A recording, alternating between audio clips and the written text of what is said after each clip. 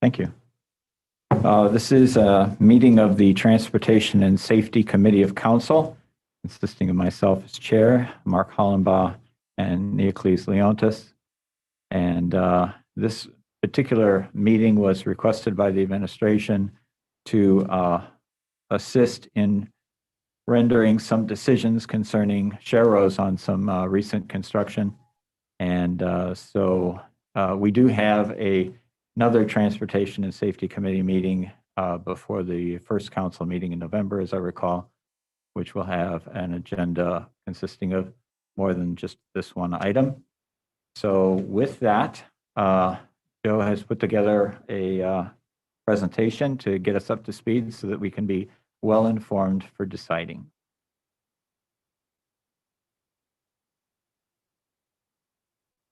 Presentation up, David.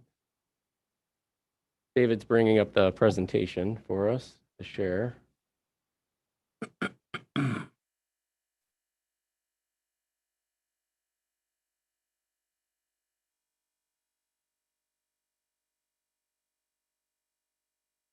Okay, well, good evening. Following the Clay Street paving project and the soon-to-be completed South Maple Street improvement project, we thought it would be a good idea for the community to meet and discuss potential bicycle treatments.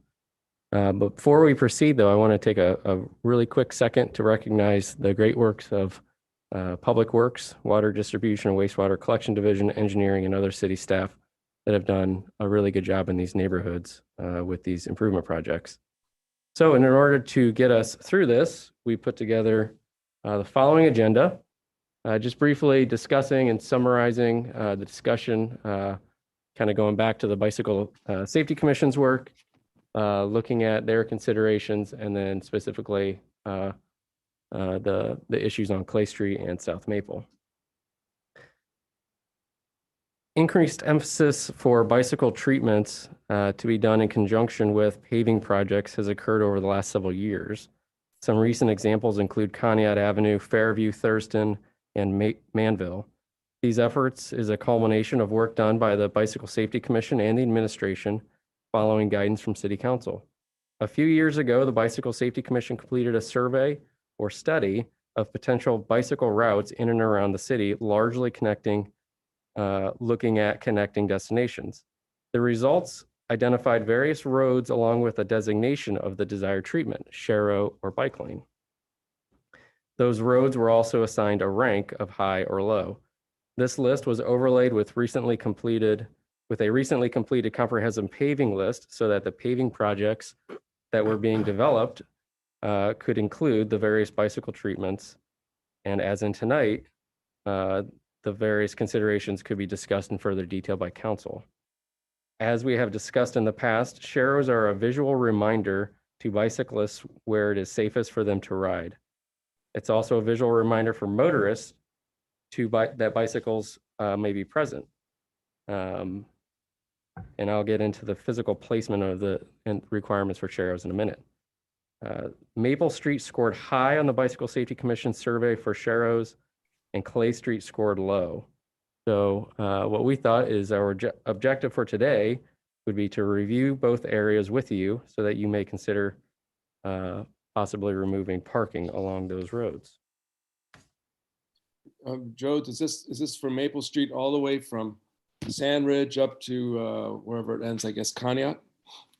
You're jumping to the Maple Street portion. Just hold on one second, I'll get to that. All right, thank you. All right, so the requirements for sharrows. The city adheres to and closely follows the Ohio Manual of Uniform Traffic Control Devices, MUTCD. The reason for this is consistency and uniform application of traffic-related matters across communities.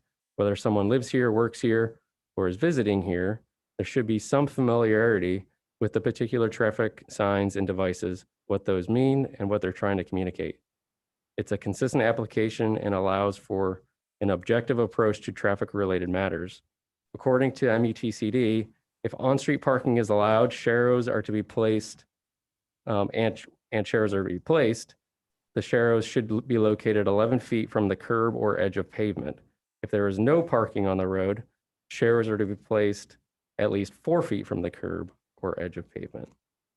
The reason for placing sharrows 11 feet from the edge of the pavement or curb when parking is present is for safety by attempting to place the bicyclist outside the door zone, that area created by a parked car opening its door. To give you some perspective, the width and relative placement of sharrows, a good example is Conneaut Avenue from Grove to Fairview. That stretch of the road is approximately 30 feet wide, and the lane width that has the sharrows present where parking is allowed is approximately 18 feet wide. Moving on to the Bicycle Safety Commission's work and the paving list. This is just a screenshot of the that comprehensive list. So what we did is we took the project area, we included the Bicycle Safety Commission's treatment. As you'll see, Clay is low, and then Maple Street is high. So then taking that and graphically depicting it across the city, which this is currently on the Bicycle Safety Commission's website. Again, this is the comprehensive view of those treatments that they have requested. My plan is to update this map with dashed lines representing the respective proposed treatments, and then the solid lines would represent the treatments that are currently in place. So if sharrows are placed on Clay Street and or Maple, those would go to a solid line.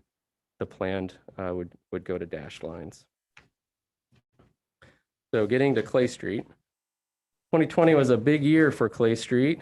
The road was repaved and the crumbling curbs were completely replaced and a new wider sidewalk was installed. Again, thanks to our Public Works Department. The considerations along Clay, the total width is 22 feet with 11-foot lane widths in either direction. So if we go back to the requirements of the sharrow, where and the stipulations within the METCD, the sharrows along Clay would be placed 11 feet from the curb or edge of pavement if parking is present. In doing so, that would mean that the sharrows would be in the middle of the road if there's no change to the parking. So the options that you have are to install the bikes may use full lane signs, no sharrows and leave the parking, or bikes may use full lane, add the sharrows, and remove parking. It should be noted that if you've been on Clay Street, Public Works has installed the updated signage, which is consistent throughout the city. I'm sorry, what does that signage say? It says bikes may use full lane. Okay. Now, is there parking on both sides of that street? I'm trying to remember. Right here. So the green areas have parking allowed. The red, there is no parking allowed. And that's historical, or is that the proposed? Nope, that is what it currently is. Okay. So it's basically on one side of the street. Correct. It should be noted that all of the properties along Clay Street have off-street parking. So the decision, if you choose to eliminate parking, would not necessarily create a hardship. So moving on to Maple Street. 2020 was a big year for Maple Street. It was an even bigger year for Clay Street. It was an even bigger year for South Maple from Wooster to Pearl. Mm-hmm. This truly does represent a comprehensive improvement project ranging from utilities to the roads, curbs, and wider sidewalks. The considerations for Maple are very similar to Clay in that the road widths are the same and your two options are the same. Updating the signs, no sharrows, leave the parking. Update the signs, add sharrows, remove the parking. And again, much like Clay Street, there's parking on one side of the street and not the other. And the areas where there is parking, it's somewhat cut up by, fire hydrant there on the eastern portion of it, or the southern portion of it, excuse me. And then obviously no parking towards the intersections. So unlike Clay Street, however, Maple offers some unique challenges and opportunities. The main and relatively obvious opportunity is that we could connect the Slippery Elm Trail to City Park and beyond, really, with a bicycle treatment. Steve can probably talk to this better than I can, but I believe this type of application would be directly in line with the Bicycle Safety Commission's main objective in connecting attractions. So I bring this up because what you decide here, maybe not today, but at your November meeting, should be applied on all 4 segments of Maple Street. So the considerations along the corridor include all properties having off-street parking presently. So it wouldn't create necessarily an undue hardship there. Depending on the block, some of those lots are deeper, allowing for the potential to accommodate many more vehicles than if you have a narrower lot. So with that, we can take your questions if you have any. Joe, thank you for this. It's very comprehensive. The North Maple Street, how wide is North Maple Street?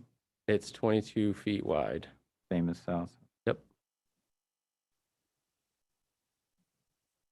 Any questions by committee members before we get into? So when you say that there's parking on the North Maple, that means on both sides or just one side of the road? Just one side. Right. Okay. So currently it's one side of the road that has the parking that would be removed, that would be potentially removed. Yeah. And the south side already has no parking, as I recall. South Maple from Sandridge to Pearl, there's no parking on both sides of the street. South Maple from Pearl to Wooster is what we talked about, with one side of the street, not the other. And the same is true for North Maple from Wooster really up to Conneaut. So when we're talking about bike lanes, are we talking about both sides of the road, or could it be just one side of the road? Well, we're talking about Sharrows. That was a recommendation from the Bicycle Safety I Commission. see. Okay. We're not looking at bicycle lanes at all for Maple because it's not wide enough, presumably. Yeah, we were working off the Bicycle Safety Commission's recommendation, or request, I should say. Because I do like this idea that you'd be connecting two important recreational features, which is the trail down there and then the city park. I like that connectivity concept.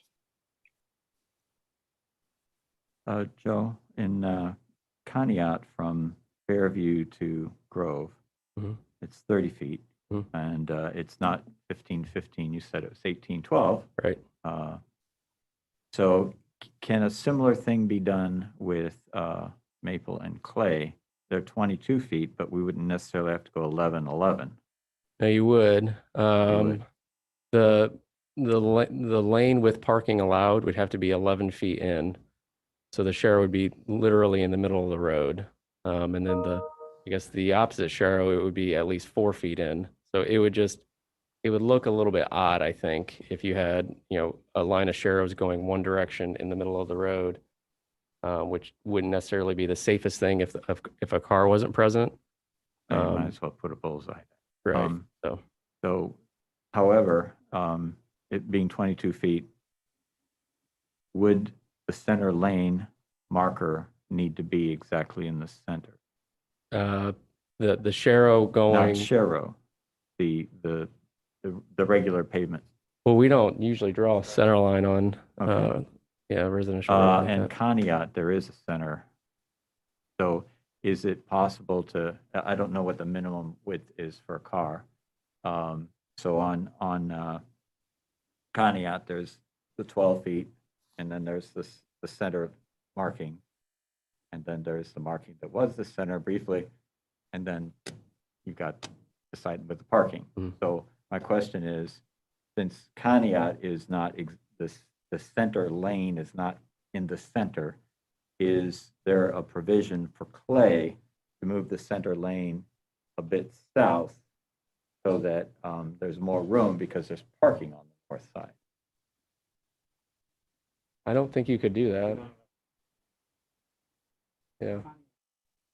So what Brian is saying is there's not enough room along Clay or Maple to, essentially create a jog in the center line of the road like Bill was. Okay.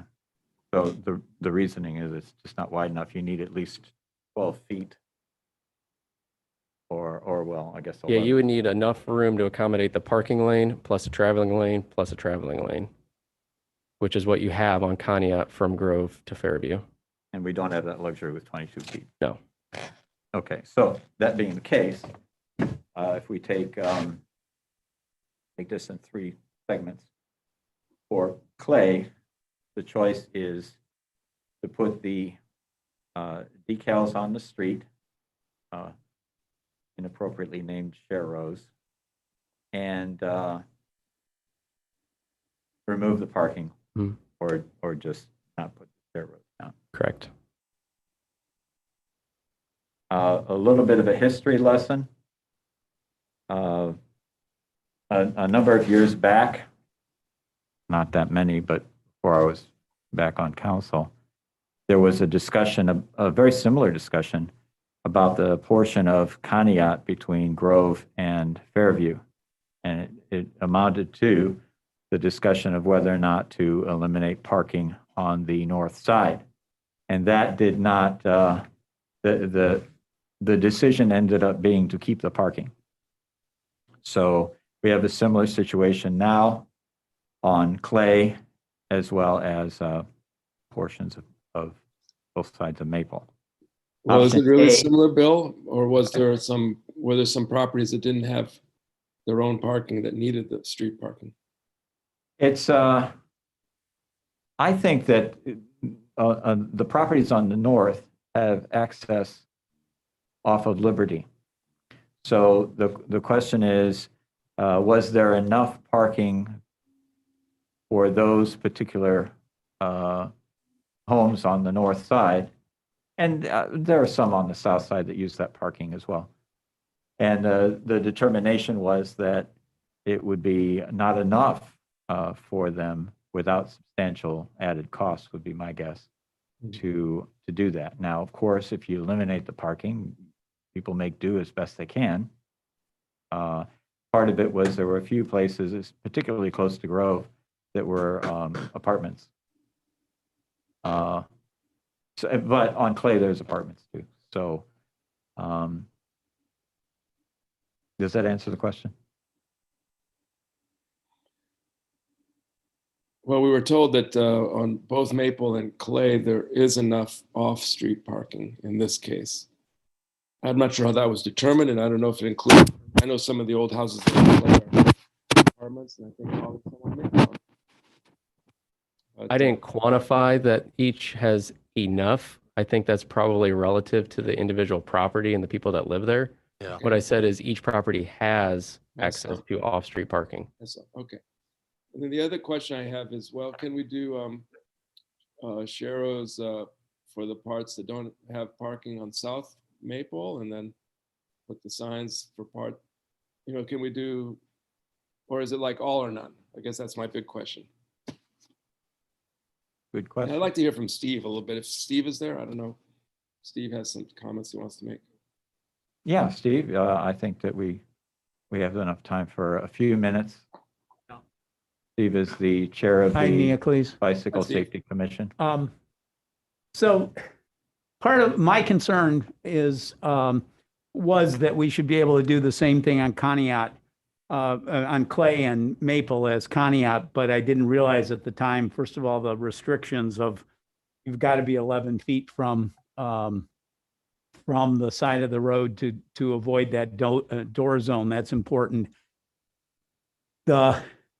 So the issue on Clay really is, as I think, as Bill said, you either, if we want to do it, and Clay is part of the original downtown route that goes around on Prospect and Clay, I think it's Washington and over on Grove, that allows biking around the downtown area. So even though we ranked it as low, it really is part of a route that we've proposed. And unfortunately, the issue is, putting Sharrows there and taking away the parking. And as Bill said, I remember all too well the heated discussion about that block on Conneaut. People were extremely upset about, it's losing their parking. And I'm sympathetic, even though in hindsight, I've driven, as Bill mentioned, I've driven down Liberty, and every single one of those houses has a large lot behind it that would accommodate multiple vehicles for parking. I mean, literally, there is enough. People just don't like to lose what they already have. The issue on Maple Street is, as you mentioned, Neocles, we really, part of our philosophy is we're trying to connect destinations, and Maple Street is one that we really want to have as part of our routes, bike routes, because of City Park and the Slippery Elm Trail. As our friends in Columbus from Yay Bikes say, you don't want a bike lane or a bike route to nowhere. And so the problem with being able to put it in where there already is no parking, it just goes a couple blocks and stops.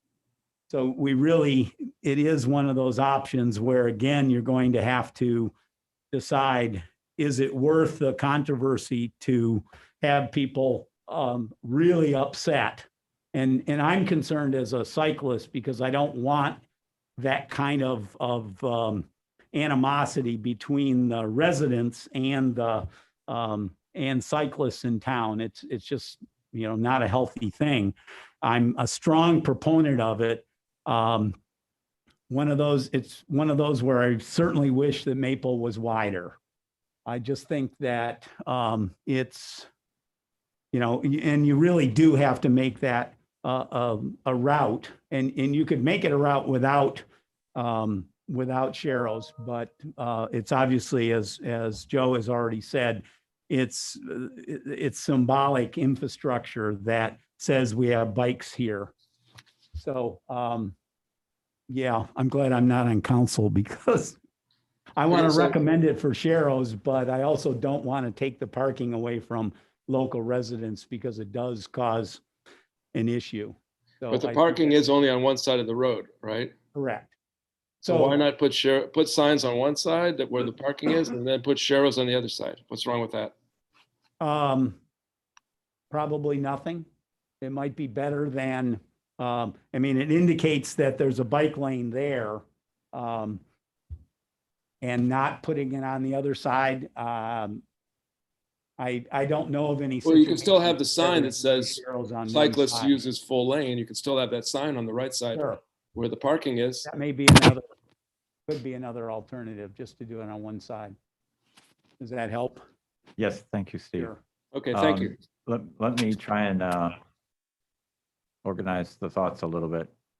First of all, in terms of, these are good questions to ask to see if, what we don't want to do is choose from a list of options where it's an incomplete list of options. So I appreciate, Neocles, you bringing these kinds of things up.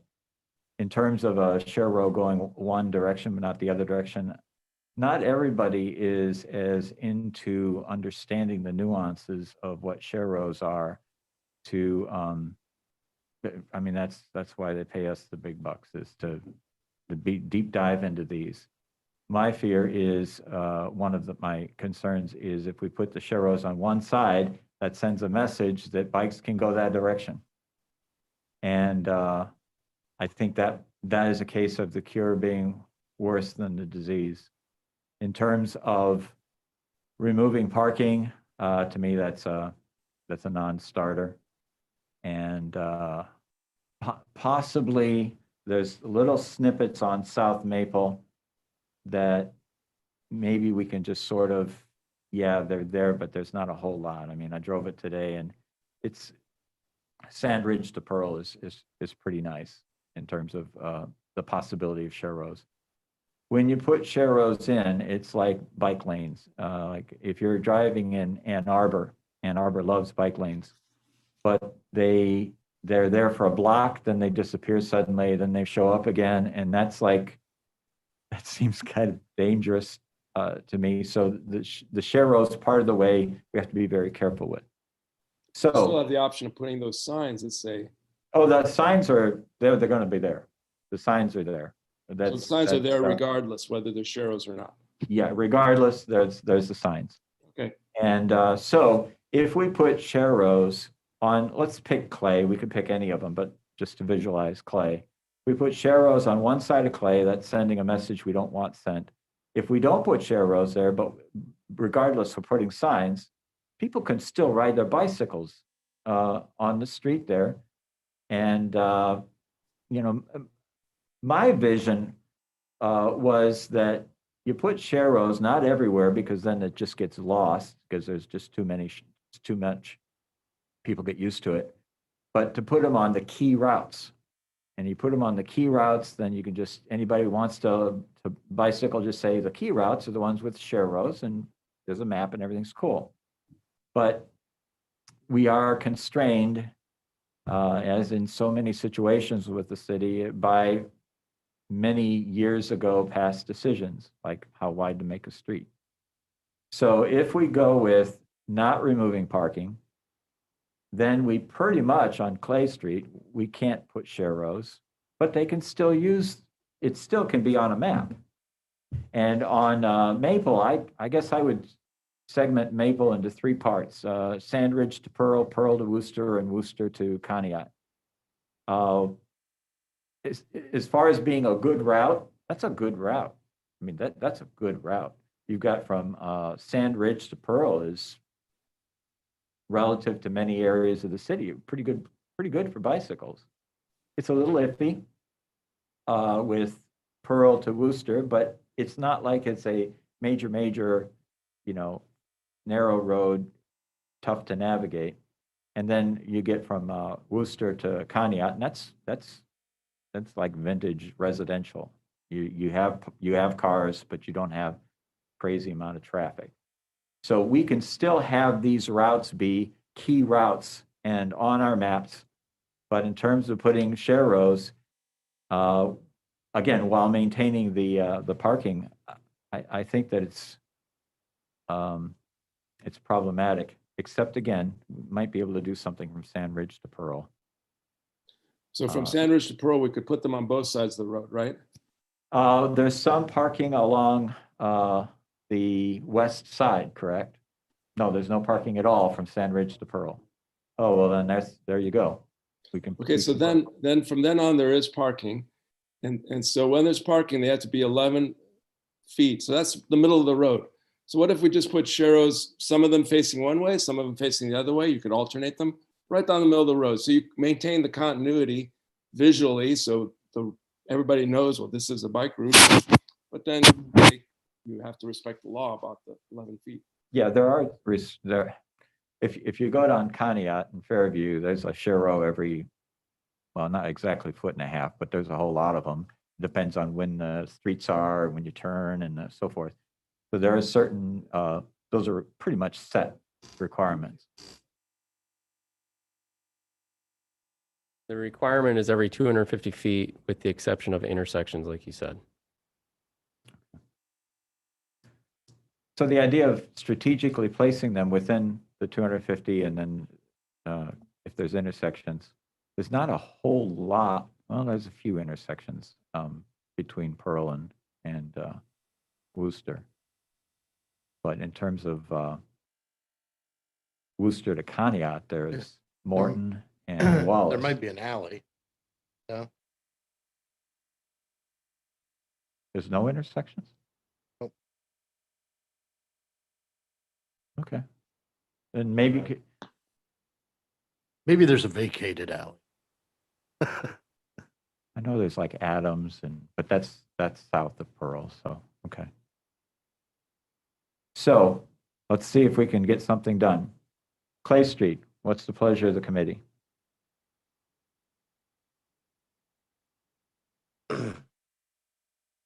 I'm in favor of at least doing one side of the road, even if you can't do the other, or just putting them down the middle. Just some visual marking, I think, is important. I'm pretty much the opposite of that. I think putting them in the middle is you might as well put a bullseye around it, and putting it on one side sends a mixed message. So we have one alternative, and then the complement of the one alternative is on Clay Street, just do nothing. I mean, put the signs. Are No, the it's up to signs you, up Mark. already, or do they would have to be added? No, the signs have been put in on Clay. Okay. So Steve, with regard to Clay Street, you say it's part of the circuit around downtown. It's only a couple of blocks long. Do you see any value in having Sharrows on Clay Street, as opposed to just the signs posting that, bicyclists? Clay strikes me as not the hill. Okay, I wouldn't disagree with Neocles about putting Sharrows on the south side that doesn't have parking. I don't think, Bill says, I don't think it really sends a mix. You can't alternate them. no, that would be a mess. Because that tells you you can bike either way on the right-hand side. So it's, in essence, there would only be A couple. like 3 or 4 Yeah. max. Church Street. After. That seems like an option. Or if that's a third moving parking. Okay, Certainly don't want, right. again, that John always used to say, well, I use them to site where I'm going to put my bicycle. Certainly don't want people down the middle. So I would say that in terms of Clay, either just signs or Okay, thank you. So I guess my next question would be for whichever one of you would be the expert on the legality and safety of having Sharrows on one side of a road but not the other.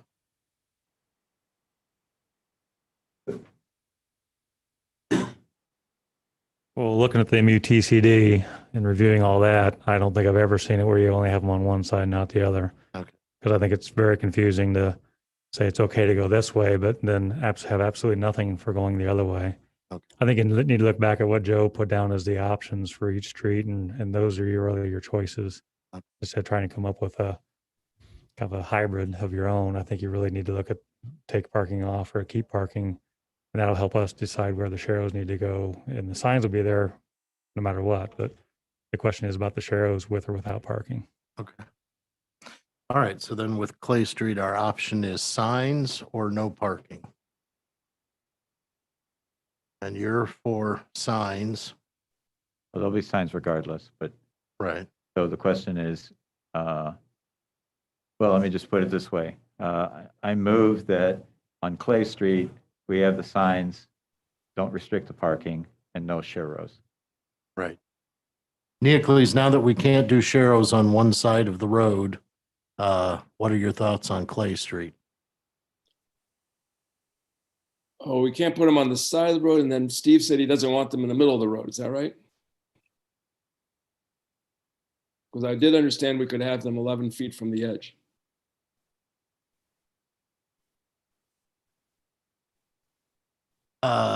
Well, what we're trying to decide is, do we remove the parking on Clay and put Sharrows, or do we not remove the parking and leave it marked with signs? But I guess the other question is, well, how often do you see cars parked there? I guess that's the other part of All the that's time. missing data. That's the missing data here. Well, they're there all the time. I drive that street quite a bit. You do, okay, all right. Okay. So The motion is for Clay signs. I have a question from one of our other council members who's not there. Is this the final vote on this, or is there going to be also a council of the whole vote on this? That would be a president of council decision, I guess. This is usually a decision that we make. Okay, This is our decision. okay, very good.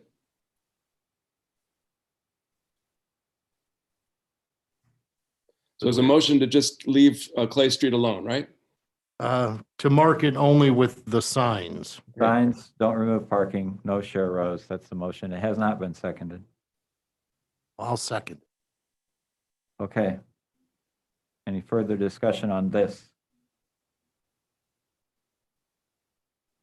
Okay. Mark? We're voting now. Yeah. Yes. Nicholas? I'm opposed.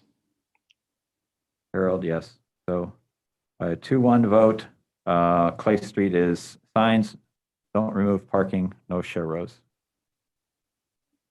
Yeah. Yeah, absolutely. Thank you. Yeah, sure. Yeah, I really don't want to interject myself in here and overly influence your decision-making process, but I just want to share a couple of thoughts that I've had because I have been on that table going through these kind of discussions before. And I think that it's important that you think of a couple different things.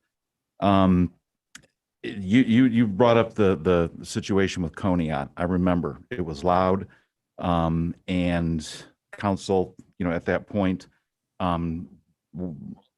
chose not to eliminate the parking. I feel as though the expectations of a lot of people in Bowling Green are changing in terms of how we're treating our streets. We continue to be pressed to incorporate complete street concepts consistently as we're repaving street projects. I hear it more and more all the time from both young people and old people. And one of the questions that people have asked me in terms of, because we've talked about, the concept of on-street parking and part of this is, talking about the limitations that we have in implementing complete street concepts in a lot of these older parts of town, just because of the narrow width of the streets. We're really limited in a lot of things that we can do. So a number of people have asked me the question that if you say you can't do this because of the width of the street, but you're still allowing on-street parking, they feel that one of the questions that should be asked are, what are the purpose of streets? And they would say that the purpose of streets is to convey people, whether they're on bike, whether they're in cars or whatever. I mean, that's part of, of a complete street concept. And it's part of, we've heard it in different planning processes that we need to create a more mobile community where people are on foot, they're on bike. It helps neighborhoods. And there's just a lot of good things that come from it. And I've heard that repeatedly. So having said all of that, I think that number one, I understand the political difficulty in removing on-street parking. I get it. I've heard it. And we've walked away from it in the past. But I will say this, that I think you all would agree that, as I said before, pressure to implement complete street components in our streets continues to grow. And I suspect it will only grow as time goes on. And it's going to take some political will. If council is committed to implementing complete streets, it's going to take some political will to make some really hard decisions to perhaps vacate parking on Clay or on Maple. And I understand the difficulty in that. And I don't want to necessarily influence your decision making tonight, but I think it's fair that I point that out. The pressure is there, it's likely going to grow, and it's incumbent upon council to make some of these decisions that are tough and potentially unpopular. I get it. The other thing that I will say is that over the past couple of years, there's been a fair amount of criticism of the administration or staff for not more quickly implementing complete street concepts. And I understand the frustration with that. We all see the value, or we're trying to work as best we can with physical constraints and limitations and financial constraints and limitations. I will say that if presented these sort of options that do present admittedly tough political choices, if the choices are made to not eliminate parking in this instance, then I feel it's only fair to say the criticism of the administration for a failure to admit or to implement complete street concept should be tempered and put in its proper context. So I think that we're all trying to accomplish the same thing here. We all have to make some tough decisions working with everything that we have to work with. Some cases that's limited, but I think that we need to really think in the big picture, what we're hearing from our constituents, what's important, what should be our priorities, and recognize that our ability to do these things, there's a moment in time that presents an opportunity. And this is a moment in time on these two streets. And I would just challenge you, I guess, to think of all of those things. Well, thank you for those comments. In terms of just a few words in response, I don't think we're thinking of it in terms of political. The choice. Now, if the choice were between a bike lane and removing parking, then that's a whole different animal. That's a whole different thing. These are decals on the street. They're just decals on the street. So when you're weighing the inconvenience and neighborhood alterations for decals on the street, in my estimation, it's not worth it. The cure is worse than the disease in that sense.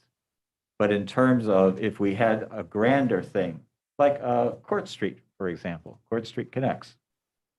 There's a stretch of road there that's wide enough that we could move something, but we'd have to remove some parking. Now we're talking about some serious movement.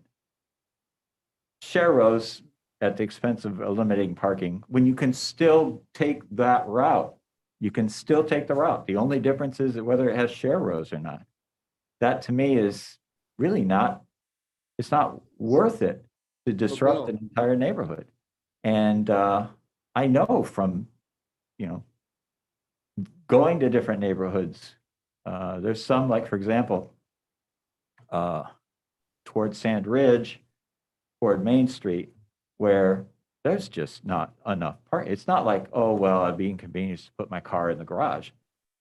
There's not enough parking. That's just the way the neighborhood grew up. So there are, it's not a trivial thing. It's not necessarily a political thing, although I imagine that does enter in. It's what's the trade-off? So for me, as indicated by my vote, Clay Street, it's not worth it to disrupt the neighborhood to put decals on the street. Mr. Chairman? Yes. So what I'm hearing is that maybe we should be considering a more ambitious plan in terms, since we were told by the bicycle committee that they see, and also by the city, that these two streets are part of a network which originally was considered for actual bike lanes. And so the more ambitious thing, and in keeping with the comments of the mayor, that people are looking for us to break some new ground, take some political risk. Maybe this should be a topic of discussion by council as a whole, and that we actually consider putting bike lanes on Maple, eliminating parking, put bike lanes on Maple and on Clay, to really mark that these are important bike routes to help people navigate around the town, so bicycles don't have to go through the dangerous intersection at Main and Worcester. We know that that's definitely dangerous for bicycles. By creating these alternative routes in a serious way, I'm hearing you saying that if we're going to eliminate parking, we should be ambitious. Am I hearing correctly? I think that, the gist of what I said was it's not worth eliminating parking to put share rows. Now, if the street was wide enough and we had a more comprehensive plan of making some of the streets one way so that we have enough room for a bike lane, I don't know as if Clay Street, if you got rid of the parking, whether you would have enough room for a bike lane. Yeah, we weren't instructed on that. Both ways. We didn't get the information on that. So, well, some of us don't need that information now because we've had it. So the point is that on something more that improves the bicycling experience far more than share rows, now we've got some serious discussion. But parking for share rows, nah.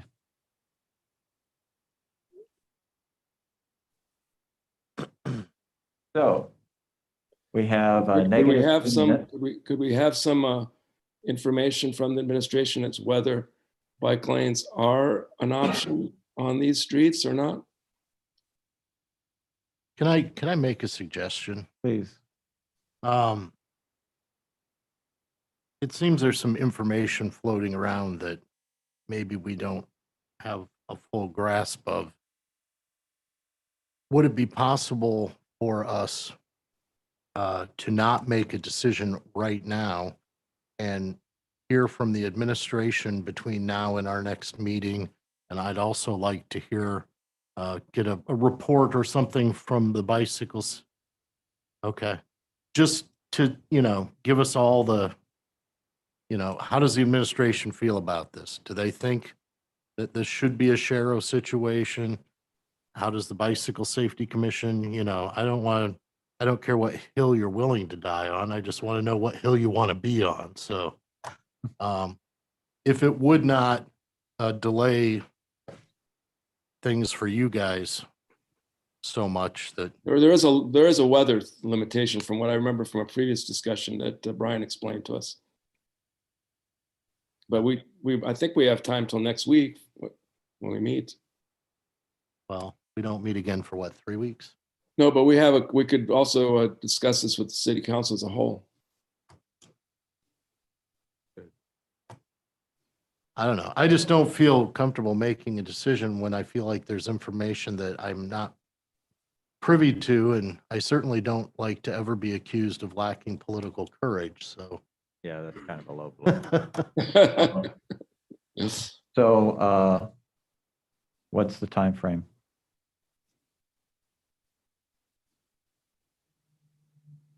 Painting on the older pavement, such as South Maple from Pearl to Sand Ridge, we could paint that anytime. We're going to pave South Maple next week. We could put thermoplastic on those even as far as next spring. We could put thermoplastic on clay next spring.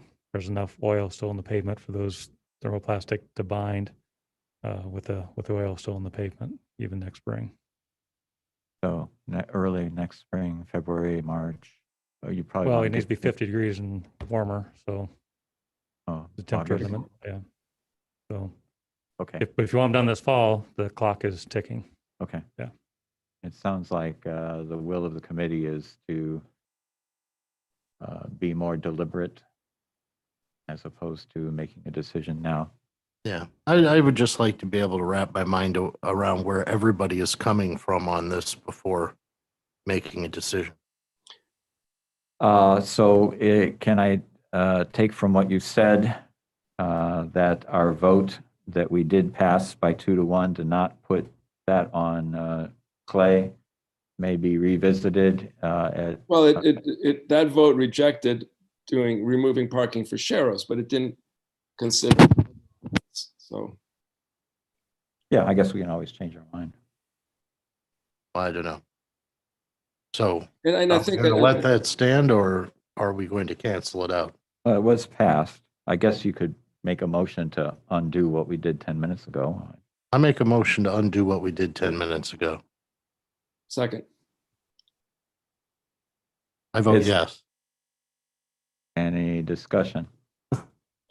I just want to say that since this, this is what we decide here on these, roads will kind of set a precedent for further decisions.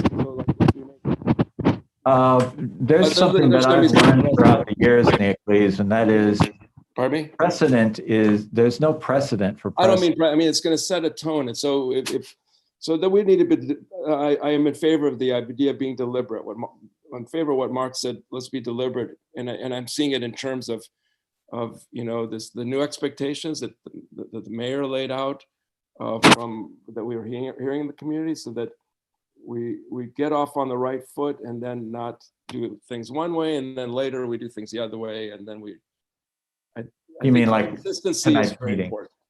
Consistency is Yeah. very important.